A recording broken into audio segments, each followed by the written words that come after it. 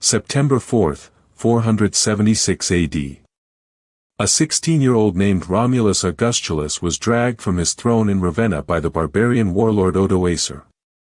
No bloodbath, no epic battle, just a quiet exile to Campania. With that silent act, 1,229 years of Rome came to an end. The greatest empire of the ancient world died not with a roar, but with a whisper. In the 5th century AD, the Western Roman Empire governed from Britain to North Africa, from Hispania to the Danube basin.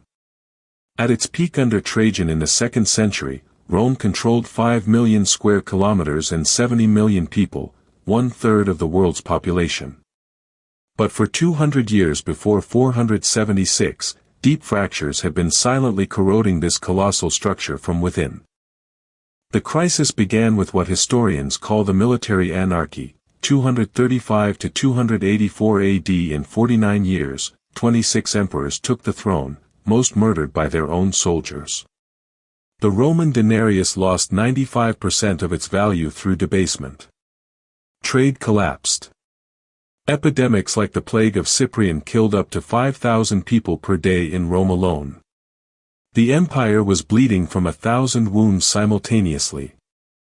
Diocletian tried to save Rome in 284 AD by splitting the empire into 4 parts, the Tetrarchy. Constantine the Great reunified power in 324 AD and moved the capital to Constantinople in 330 AD, draining resources from the west to the east. In 395 AD, Theodosius I made the division permanent. The Eastern Empire would survive another 1,000 years as Byzantium, while the West slowly agonized.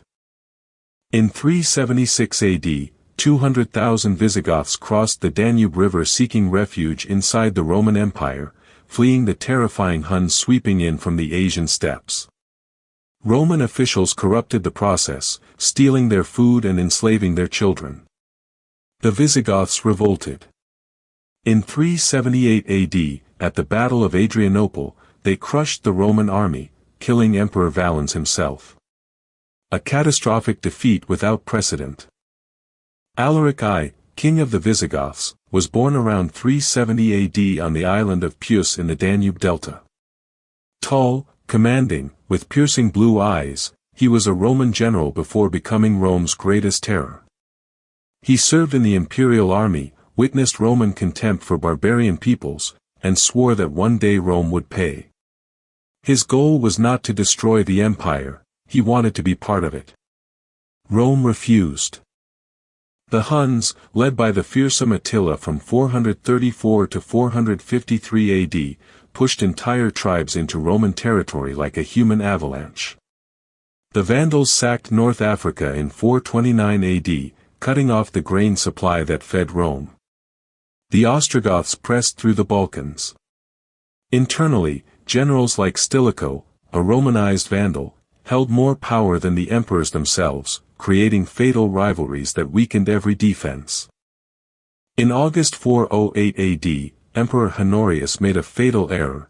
He ordered the execution of Stilicho, the only general capable of defending Rome, accusing him of treason. Without his finest strategist, Rome stood defenseless. Alaric besieged the city 3 times between 408 and 410 AD. On the 3rd attempt, someone opened the Salarian gate from the inside. For the first time in 800 years, a foreign enemy walked into Rome as conqueror. August 24, 410 AD, the sack of Rome.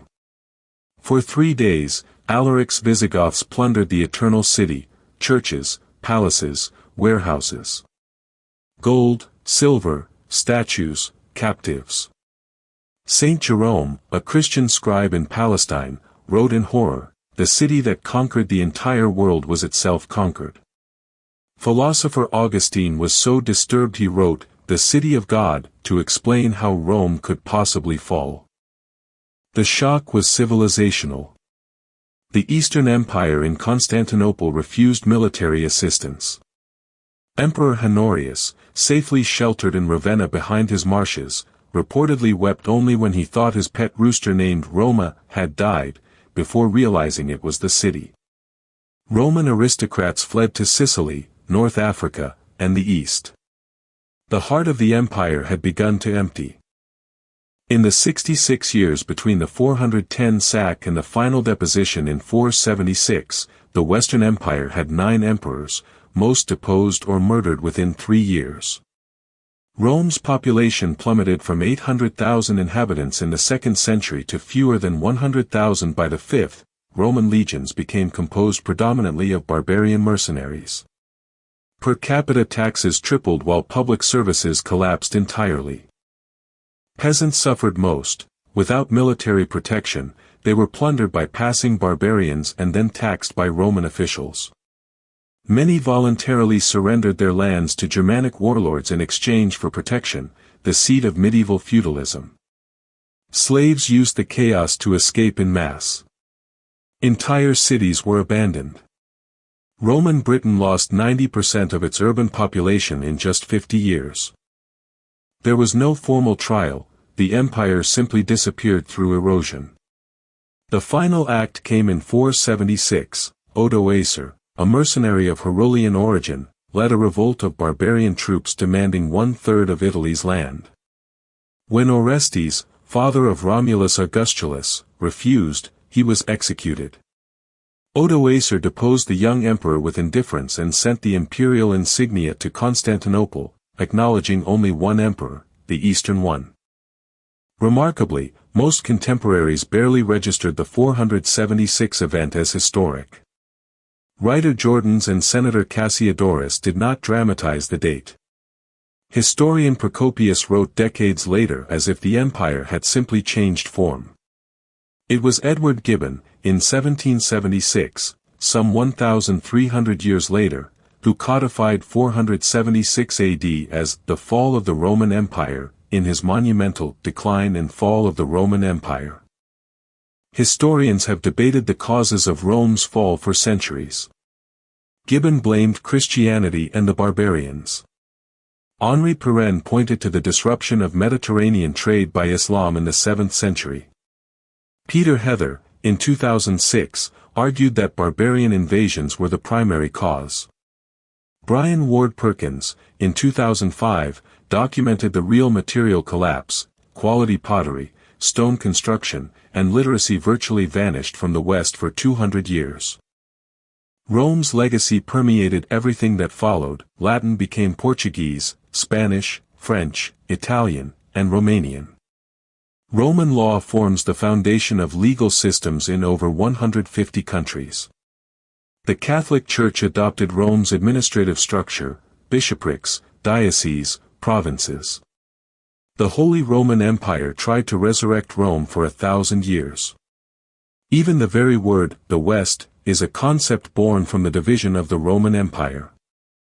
Modern historians frequently compare Rome's decline with contemporary trends: extreme economic inequality, political polarization, dependence on mercenary forces, erosion of democratic institutions, and migratory pressure at the borders. Economist Peter Turchin calculated that Rome went through 50-year cycles of instability, a pattern he identifies in multiple civilizations, including modern America. History never repeats exactly, but it frequently rhymes. The fall of Rome was not the end of civilization, it was a painful transformation. From the ashes of the empire emerged medieval Europe, Islam, the Byzantine Empire, and eventually the modern world. Rome did not die, it metamorphosed. And we still live within its legacy, speaking its language, following its laws, admiring its architecture. If you enjoyed this video, like it and subscribe to the channel so you don't miss the next stories.